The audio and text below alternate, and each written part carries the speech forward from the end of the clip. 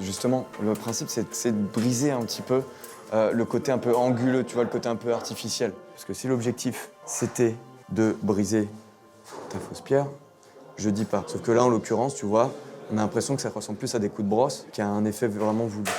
Quand l'Académie m'a proposé cette intervention, ça m'a tout de suite emballé, quoi. Il me semblait que ces différentes classes dans ce CFA de Créteil correspondaient bien à mon parcours.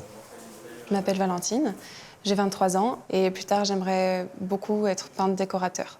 Pour le théâtre, le cinéma, en fait, c'est le décor en général qui m'intéresse beaucoup. Je suis venu avec un dossier sur la réalisation d'un décor qui s'appelle la Cenerentola. Et ce décor était très spécifique en matière. Et je trouvais que c'était une bonne image de mon métier à l'Opéra de Paris, quoi.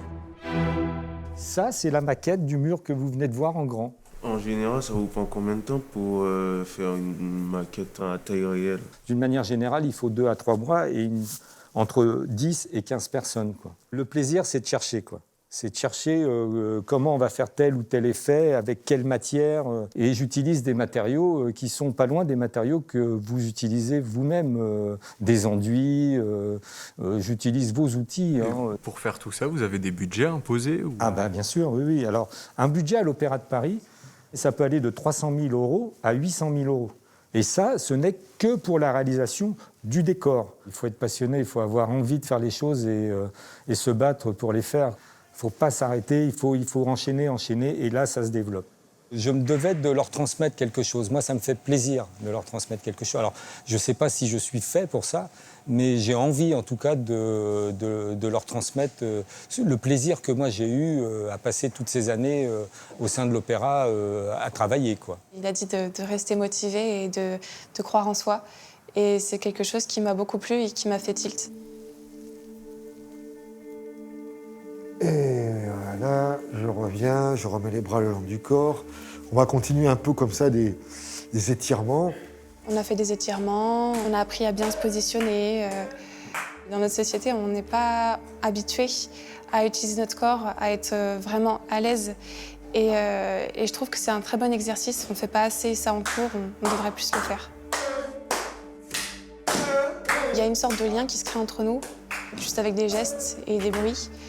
On n'a pas forcément besoin justement de parler pour se comprendre ou pour communiquer. Ça se fait tout seul. Tan, tan, tan, tan.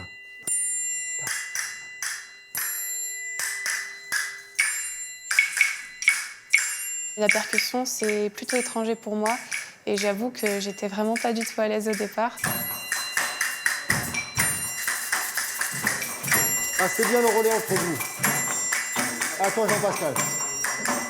On a fait une dizaine de séances pour arriver à bien se coordonner.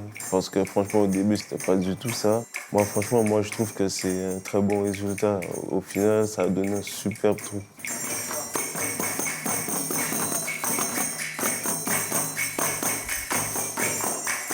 Ça m'a permis, moi, personnellement, de pouvoir comprendre que j'avais les capacités de pouvoir faire certaines choses. Parce que nous, on se disait c'était un truc qui est compliqué, c'est pas pour nous, ça. S'il pouvait encore avoir des séances pareilles, ça serait vraiment très important. Et ça va permettre que chacun puisse se libérer ou peut-être que chacun puisse se découvrir. 1, 2, 3.